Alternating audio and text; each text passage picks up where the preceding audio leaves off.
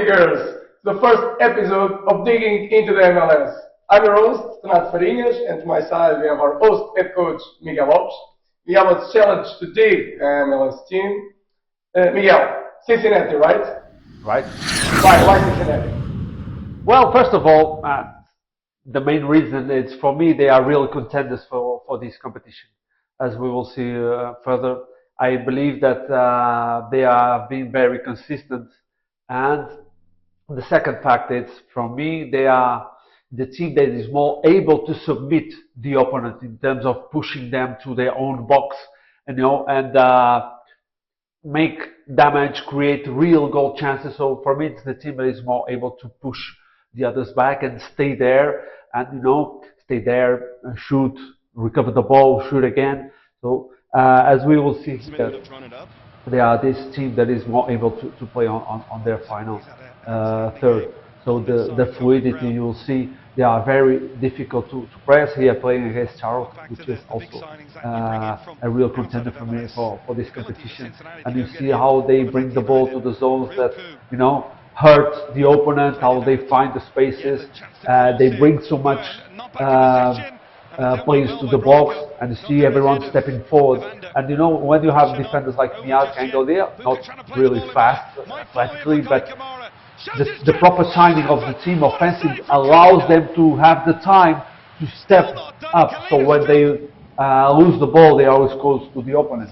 We'll see here again, because even under pressure on all the field, they manage to give a good fluidity, to get rid of the pressure, to bring the game to the final third.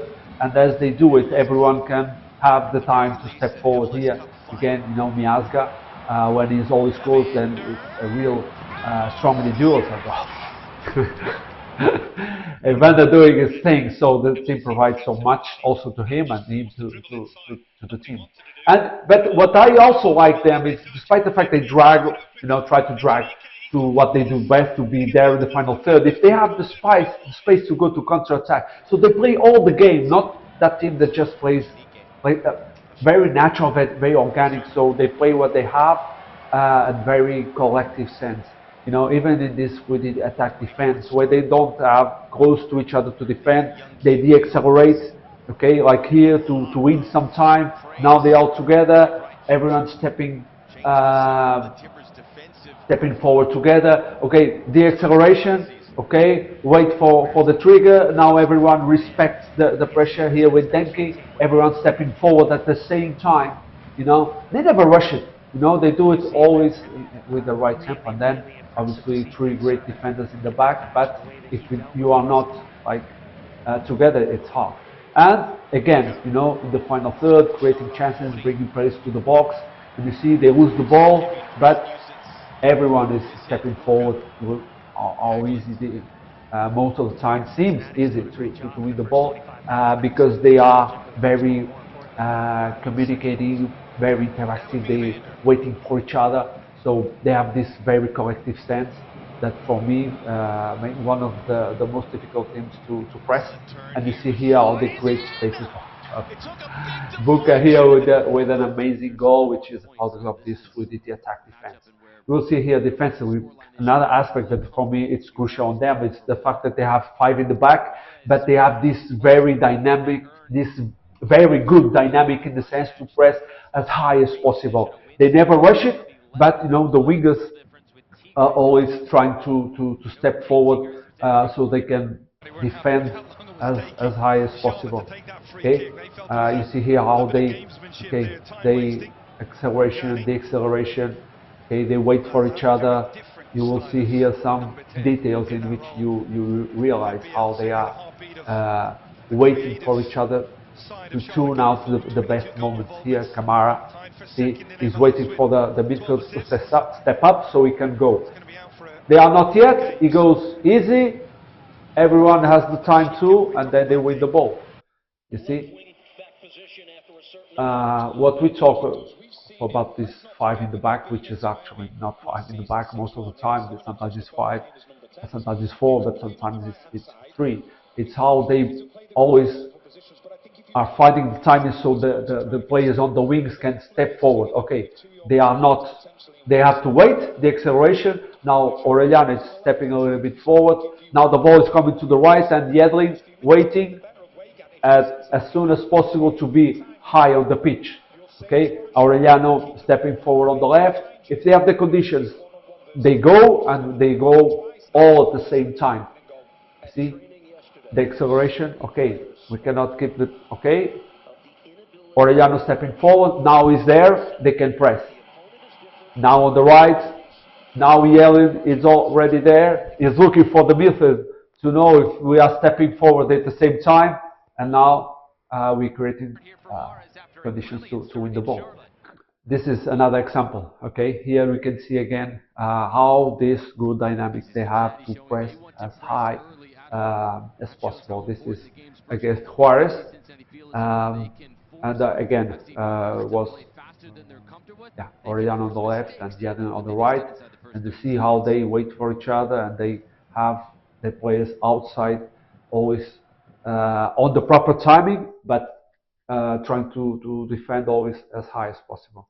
Okay, and you know for this fluidity that it's obvious on this team, I would like to highlight maybe some of the players that will not even heard to talk about them, but for me, you know, because it would be easy to talk about Evander, amazing player, amazing season, or Denke, or Robinson, but these players like Hanunga here, you know, they are the glue that connects, you know, all the players and allows this fluidity, not just play once, but allow this fluidity, this generosity they have.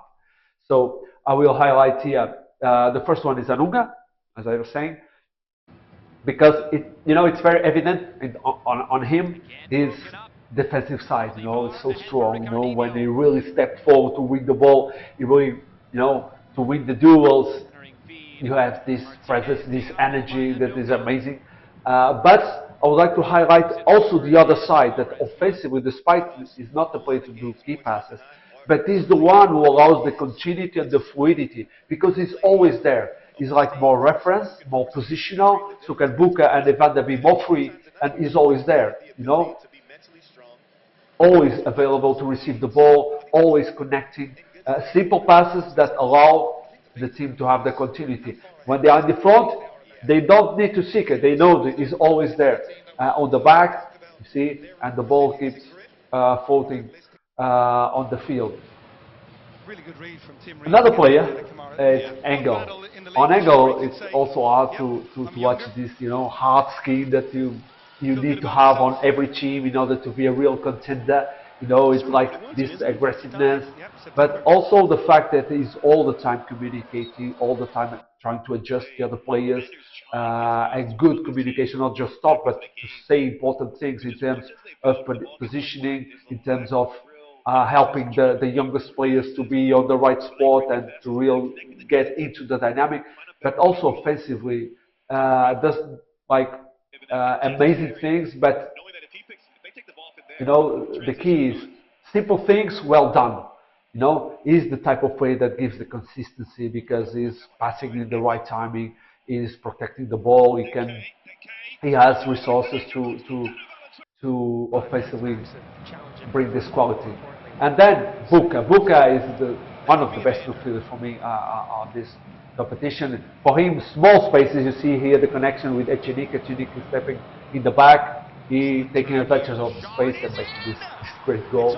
So Buka for me is also one of the key players here. Top, Miguel, thank you. But I also did my homework, and I have a few things to ask about your opinion. In the last 6-7 weeks, they have been struggling a little bit. They have 4 losses in the last 6 games. But they never so bad, those games. Okay? Yes, indeed. And the second thing is about this last 2 weeks for the break of the World Cup qualifying. They traded Yedlin. It was an important player. Has a huge impact on them. And also they in this last match, in the last 15 minutes, they add more important players to the injury list. In this case, it was Anunga and Miazga that has to leave the game. Yeah, well, about this little breakdown in the last games, for me it was crucial the fact that, especially in the first month, they have two important players. So the players that used to play more on the wings, Orellano on the left and the other on the right, they lost two players. Orellano with a hamstring and Yellen that moved to Real Salt Lake. And for me, that was the key aspect here, because they lost the fluidity they had, because as the other team, they play better in the center, in their own half and in the opponent's half. But in order to play good on the center, you have to play good on the wings. So they lost the two players that were more capable of playing outside, because when the ball goes outside, then if they don't hold the ball and give the proper times on the ball, can move forward or go again to the center. And these were the two players that are more able to do it. Then they have so many. Pat tried with different solutions. In 2 games, he played like 5 or 6 players on different players on the wings. But obviously, he wants, as all coaches want, to have their best players. And now they have again Orellano on the left, played 90 minutes and did a great job last weekend. And now they have Marchuk on the right side. His game was like very nervous in the beginning, never stepping forward to press. Then Robinson starts to push him, to make him more front-footed in order to go to higher positions. And it was very interesting how he was growing throughout the game. And then at the end, especially in the second half, he was more able to sustain the pressure in the opponent's half. But we will see here. This is the question. When they lost this dynamic here against Philadelphia, you see the right wing is too low, then move Bukas to move too much outside, and you see how much space has to protect Anunga on his own, and it's very hard. So this gives like this rusty dynamic in the sense that then you have to spend much more energy. Buka now is late on the ball. Now Buka is again late on the ball because he has to. You see, and sometimes these small details at the end make a huge difference. You see Buka watching if the right wing is able to support, then it's not. Okay, they accelerate, they start to step by step move forward, but the right is still not there, and you will see Buka again trying to see what was his positioning here, and okay, it's not there, but I will try to make it. But then again, Buka moving too much, and then Anunga and Buka again not on time. You see, these dynamics are very, very, very important. And also, the players they used to play on the left and the right, they were the players that even under pressure, Engel or Orellano, they can make it. They can solve difficult situations and bring clean passes. And give this fluidity that you don't lose the ball. You make the other team to spend a lot of energy. You will see, this makes all the difference. And once they recover this, their best players now already playing, they will go back on track.